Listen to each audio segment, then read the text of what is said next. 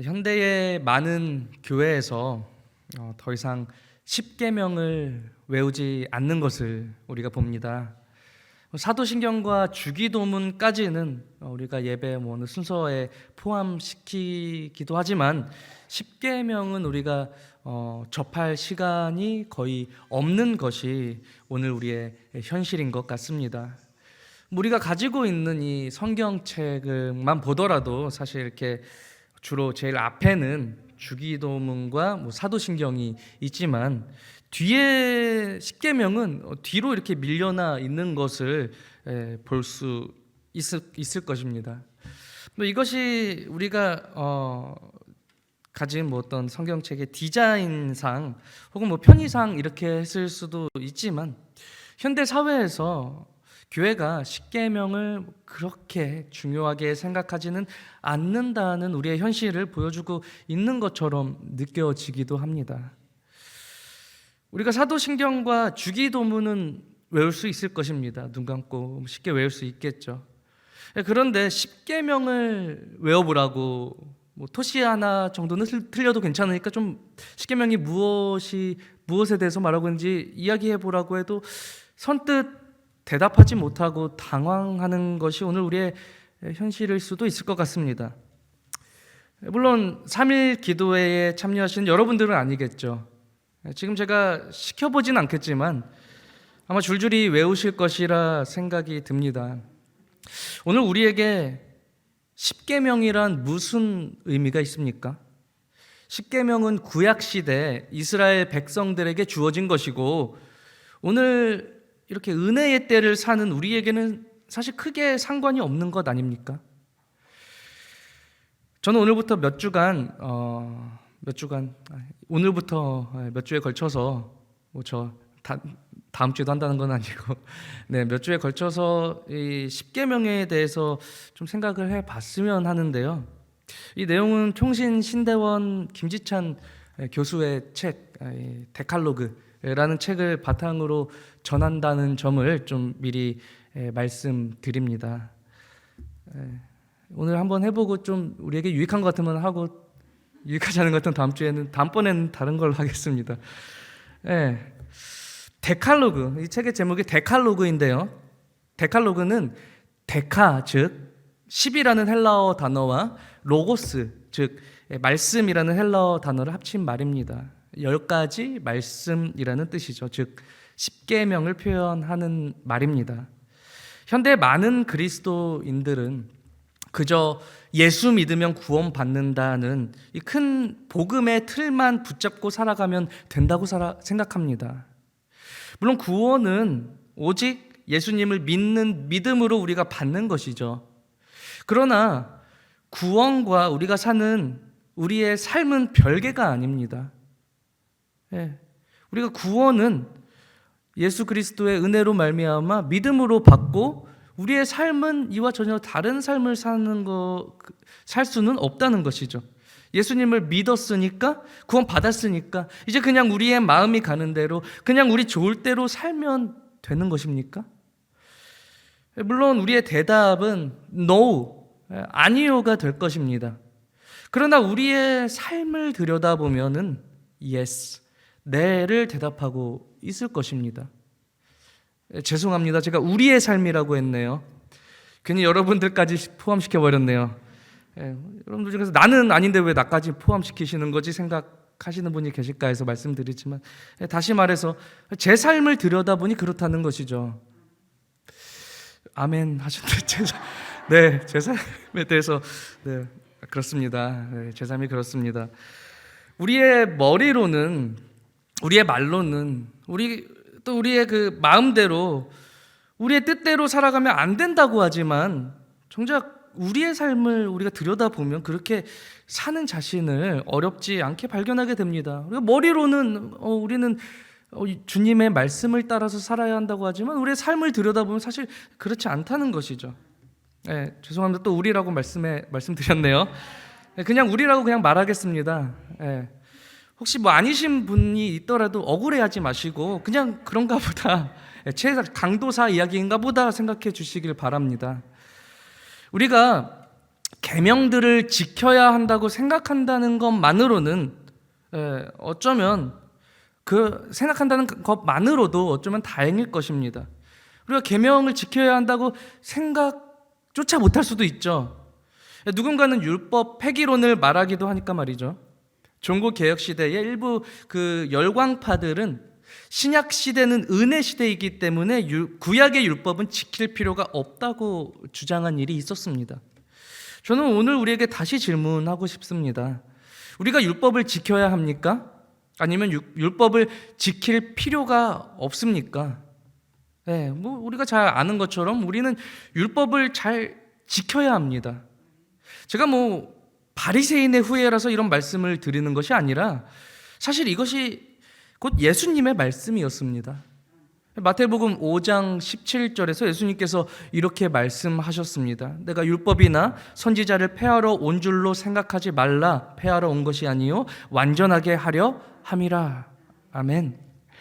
예수님께서 율법을 완전하게 하려 함이라는 것이 무슨 말씀일까요? 율법이 불완전하다는 말씀인가요? 율법이 불완전합니까?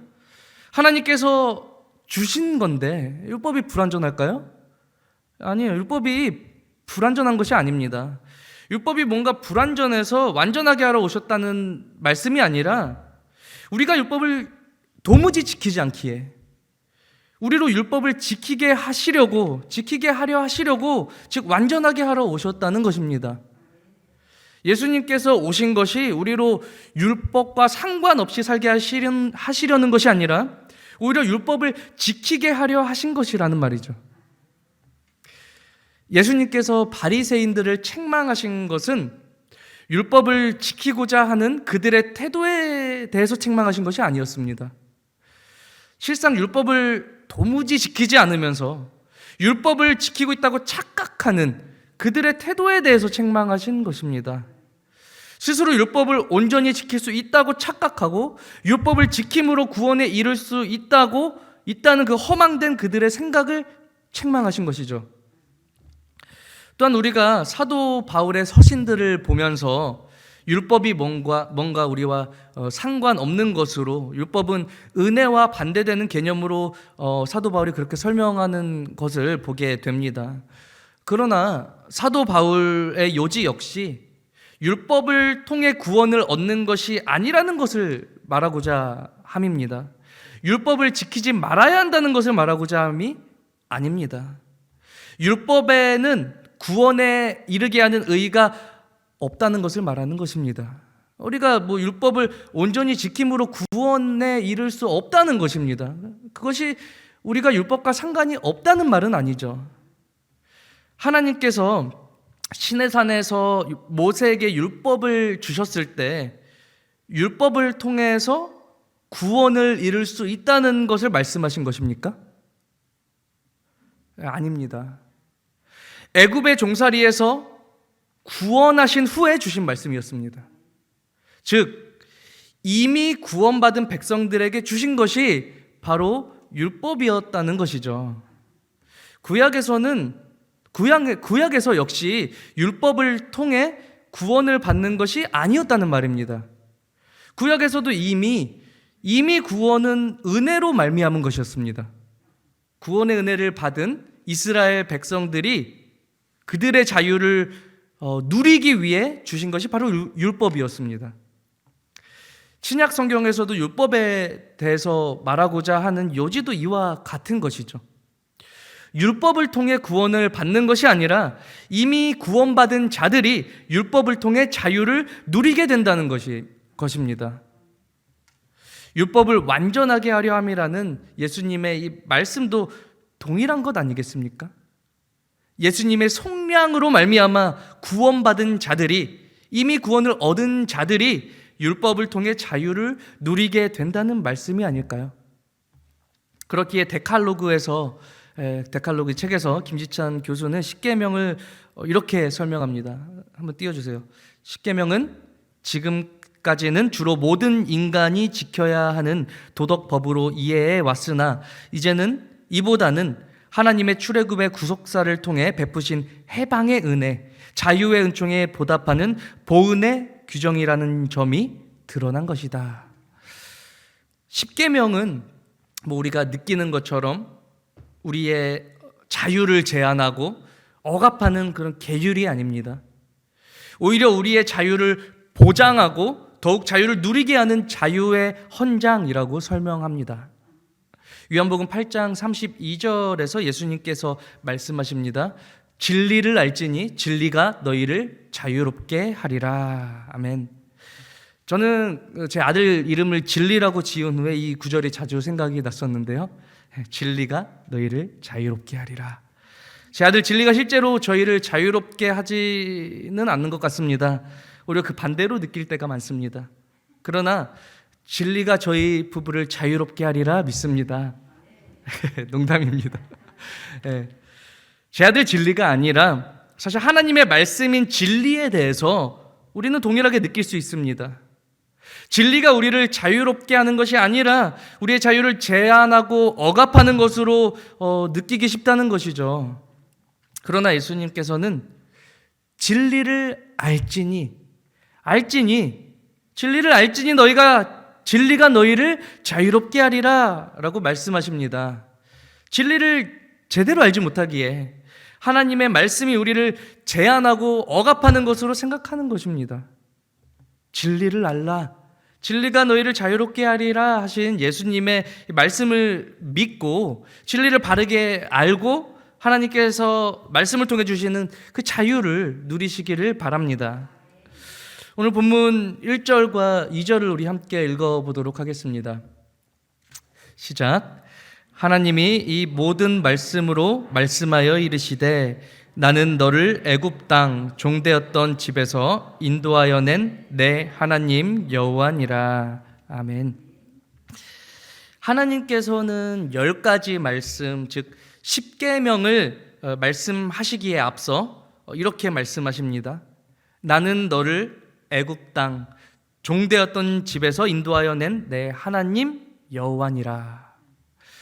앞서 말씀드린 것처럼 이스라엘 백성은 이미 구원받은 자들입니다. 하나님 여호와께서 애굽 땅에서 종노릇하던 그들을 구원하셨다는 것이죠. 종되었던 자들의 하나님, 그들을 구원하신 하나님이라는 것은 사실 고대 사회에서는 감히 상상할 수 없는 일이었습니다. 왜냐하면 고대 사회의 신이라는 것은 사람들이 거대한 신전을 지어주고 엄청난 양의 재물을 바치는 등 능력이 많은 왕들과 귀족들의 신이었기 때문입니다. 그러나 애굽의 종노릇하는 이 미천한 자들의 신이라는 것은 그들에게 우스운 것이었습니다. 마치 없는 자들이 있는 자들을 흉내내는 것과 같은 모습이 아니었을까요? 그러나 이스라엘의 하나님은 그들을 애굽 땅에서 그들을 인도해 내십니다. 그들의 부르짖음에 그들을 구원하십니다. 역전이 일어난 것이죠. 애굽 왕은 이스라엘 자손의 하나님, 즉 그들의 신을 무시했을 것입니다. 이런 미천한 자들의 신이 무엇이냐면 말이죠. 무슨 능력이 있냐며 말이죠. 그것이 10가지 재앙의 의미가 아니겠습니까? 바로는 너희 따위가 섬기는 신이 무슨 능력이 있겠냐 했지만 오히려 미천하다고 생각한 그 이스라엘의 하나님이 참 하나님이심이 드러나고 애굽 온 땅에 이스라엘 하나님의 능력이 나타나는 그런 역전 드라마 아니겠습니까? 이스라엘아 들으라. 우리 하나님은 오직 유일한 여호와이시니 우리 하나님만이 유일한 구원자이시며 참 하나님이십니다. 오늘 본문 2절에서 말씀하는 것이 또 내 하나님 여호와니라. 내 하나님 여호와니라 말씀합니다. 너의 하나님이라. 우리가 잘 아는 찬양 나의 안에 거하라 라는 찬양이 있습니다. 후렴의 가사가 이렇게 되죠. 내가 너를 지명하여 불렀나니 너는 내 것이라. 내 것이라.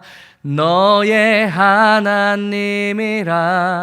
내가 너를 보배롭고 존귀하게 여기노라.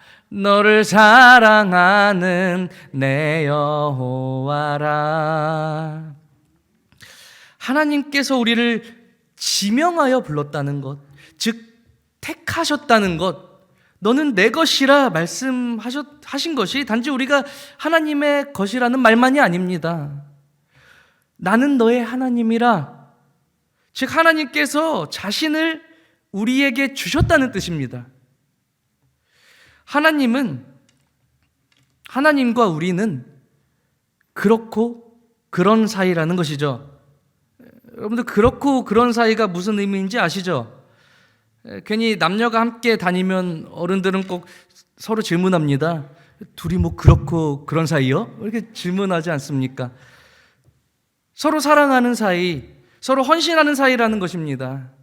단지 우리가 하나님의 것, 즉 하나님의 소유일 뿐만 아니라 하나님께서 우리의 하나님이 되신다는 것이 여러분 얼마나 큰 감동입니까? 우리는 하나님께서 우리의 주인이시라 고백합니다. 하나님께서 우리의 주인이십니다. 사실 우리는 주인과 소유, 주인과 종의 관계를 뭔가 이렇게 부정적으로 생각하기 쉽습니다.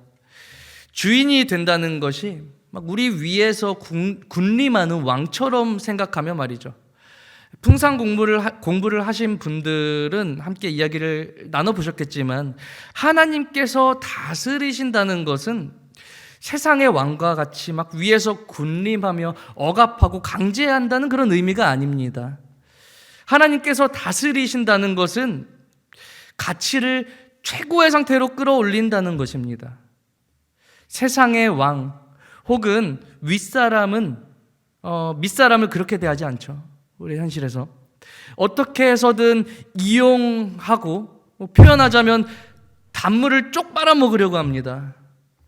그래서 가나안 땅에서 이스라엘 백성들이 이방 나라들과 같이 자신들에게 왕이 있어야 한다고 말했을 때 하나님께서 뭐라고 말씀하십니까? 사무엘상 8장에서 사무엘에게 왕의 제도를 가르치라고 말씀하시는데요. 그 말씀이 너무 길어서 읽어드리기엔 좀 그렇지만 한마디로 말씀드리자면 방금 말씀드린 것처럼 세상의 왕은 단물만 쪽 빨아먹는다는 것이죠.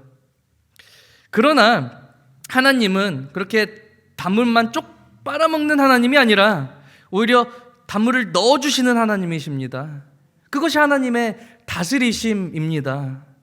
하나님께서 나는 너의 하나님이라고 하신 말씀은 하나님께서 정말 우리를 위하신다는 말씀, 정말 우리를 위해 자신을 내어주신다는 말씀입니다. 하나님께서는 이스라엘 자손들에게 이 계명을 주시기 전에 이렇게 자신이 누구인지, 또 이스라엘과 자신의 관계가 무엇인지 확실하게 해 주셨습니다. 하나님은 애굽 땅에서 종살이하던 이스라엘 백성들을 구원하신 구원자이십니다. 그리고 값주고 산 그 종을, 자신이 값주고 산 그 종인데도 불구하고 자신의 아내로 맞아 자신의 무한하고 신령한 하늘의 복을 풍성히 누리게 하시는 정말 좋은 남편이 되십니다. 하나님께서는 오늘 우리에게도 구원자이시며 우리의 좋은 주인이 되셔서 자유를 주시는 그런 하나님이심을 믿으시길 바랍니다. 그리고 하나님께서는 이러한 자신의 소개 후에 이렇게 십계명을 주신 것입니다. 이것이 자유를 제한하고 억압하기 위해서가 아니라 오히려 자유를 누리게 하기 위해서라고 말씀을 드렸습니다. 다시는 애굽의 종노릇하지 않고 하나님과 서로 사랑하는 자로서 그 사랑 안에서 자유를 누리게 하게 하시기 위함이라는 것이죠. 언젠가 담임 목사님께서 이런 말씀을 하신 적이 있는데요. 문자 그대로 제가 기억하지는 못하지만 이렇게 말씀하셨습니다. 사람은 섬기는 존재로 창조되었다고 말이죠. 그렇기에 우리가 아무것도 섬기지 않는다는 말은 불가능한 것이라고 말씀하신 적이 있습니다. 우리는 하나님을 섬기지 않는다면 우리는 다른 무언가를 섬기게 되어 있습니다. 그것이 돈을 섬기는 것이든 시간을 섬기는 것이든 자녀를 섬기는 것이든 건강을 섬기는 것이든 그것이 무엇이 됐든 간에 늘 무엇인가에 매여 그것에게 종노릇하게 된다는 것입니다. 그렇지 않습니까? 오늘 현대에 사는 많은 사람들에게서 크게 나타나는 현상 아닙니까? 그러나 하나님 외에 그 다른 무엇은 그것이 어떤 무엇이 됐든지 간에 우리로 종노릇하게 합니다. 애굽이 이스라엘을 괴롭게 했던 것처럼 정말 우리를 괴롭게 한다는 것이죠. 돈을 섬기는 사람은 오히려 돈 때문에 괴롭습니다. 시간을 섬기는 사람은 늘 시간에 쫓겨 괴롭습니다. 자녀를 섬기는 사람은 자녀 때문에 괴롭습니다. 또 건강을 섬기는 사람은 오히려 건강 때문에 막 스트레스 받고 괴롭겠죠. 그러나 하나님을 섬기는 사람은 어떻습니까? 하나님으로 인해 기쁨을 누립니다. 하나님의 소유가 된 사람은 하늘에 속한 모든 신령한 복을 받아 누린다는 것입니다. 만약 오늘 우리에게 괴로운 일이 있다면 오늘 우리에게도 괴로운 일이 있겠죠. 오늘 하루만 해도 괴로운 일이 분명히 있었을 것입니다. 그것이 무엇입니까? 잘 생각해 보세요. 과연 정말 그것이 하나님 때문입니까? 아닐 것입니다. 하나님 외에 다른 것으로 인한 것이겠죠. 그래서 십계명에서 첫 번째 말씀이 무엇인가요? 오늘 본문 3절인데요. 우리 함께 읽어보겠습니다. 시작. 너는 나 외에는 다른 신들을 내게 두지 말라. 아멘. 다른 신들을 내게 두지 말라. 여기서 다른 신들이 무엇입니까? 우상 숭배하지 말라는 것이죠. 오늘날 그리스도인들은 우상 숭배 문제를 나의 문제라고 생각하지 않습니다. 우상 숭배는 불상 앞에서 절하는 불교의 문제야. 먼 다른 나라에서 우상을 만들어 섬기는 그런 자들의 문제야 라고 생각하고 그냥 넘겨버린다는 것입니다. 물론 오늘 3일 기도에 함께 하시는 성도님들은 그런 의미가 아닌 것을 매우 잘 알고 계실 것이라 생각이 듭니다. 그래서 굳이 설명할 필요는 없겠죠. 김지창 교수는 진짜 우상은 인간 외부에 있는 것이 아니라 인간 내부에 있다고 말합니다. 우리가 이것을 몰랐던 것은 아닐 것입니다. 아는 것이겠죠. 불상 앞에서 절하는 것만이 우상 숭배가 아니라 앞서 말씀드렸던 것처럼 하나님 외에 다른 것을 섬기는 모든 것이 우상 숭배가 되는 것입니다. 오늘 우리에게 하나님 외에 다른 것을 섬기는 것이 우상 숭배라는 사실을 모르는 것이 문제가 되는 것이 아니라 그것을 알면서도 다른 신을 섬기는 것이 문제가 되는 것입니다. 알면서도 그렇게 하는 것이 문제인 것이죠. 돈을 사랑하지 말아야지. 그것은 다른 신을 섬기는 거야 라고 생각은 하면서도 정작 돈을 사랑하는 삶을 살고 시간도 자녀도 건강도 다 하나님께서 주시는 거야. 다 하나님의 것이야 라고 생각은 하면서도 내 것이라고 주장하는 그런 삶을 사는 우리 자신을 어렵지 않게 보게 된다는 것이죠. 여러분 어떻게 해야 합니까? 어떻게 해야 합니까? 그렇기 때문에 우리가 십계명을 기억해야 하는 것이 아니겠습니까? 첫 번째 말씀은 너는 나 외에는 다른 신들을 내게 두지 말라라고 번역되어 있습니다. 여기에서 외에는, 나 외에는 이라는 단어, 알파나이라는 단어는 정말 다양하게 번역이 될 수 있습니다. 김지창 교수는 이 알파나이라는 단어를 번역할 때 내 앞에서라고 번역하는 것이 더 좋아 보인다고 설명을 하고 있는데요. 물론 전통적으로 나 외에는 이라고 번역해도 무관합니다. 즉 너는 내 면전에서 다른 신들을 내게 두지 말라라는 말씀으로 번역될 수 있다는 것이죠. 그렇게 번역하는 것이 더 좋게 느껴진다라고 생각한다는 것이죠.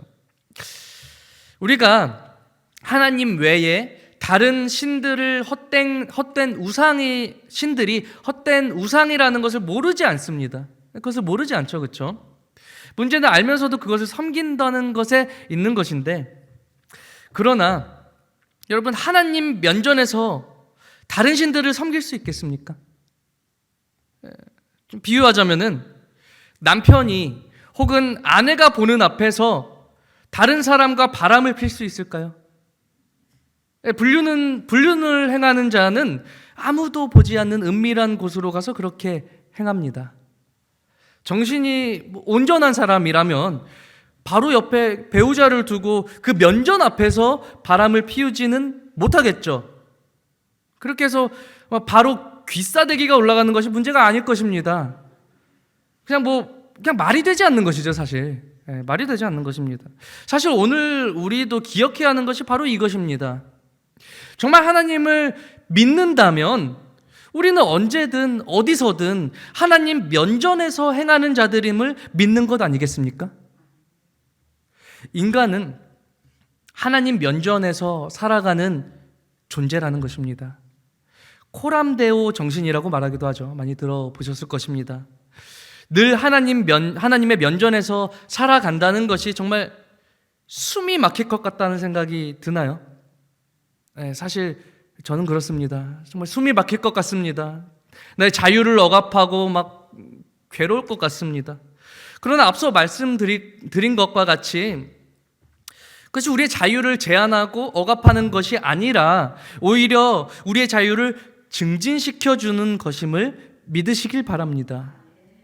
하나님 외에 다른 것을 섬기며 스스로 괴로움에 빠질 수밖에 없는 우리를, 다른 말로 죄의 종으로 살며 죽을 수밖에 없는 우리를 하나님께서 예수 그리스도를 통해 구원하시고 기쁨을 누리게 하시기 위해 첫 번째 말씀, 즉 제1계명을 주신 것입니다.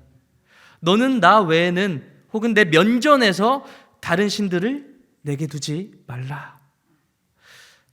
이 말씀을 우리 손목에 매어 기호로 삼으며 우리 미간에 붙여 표로 삼고 우리 집 문설주와 바깥문에 기록하는 우리 모두가 되기를 바랍니다.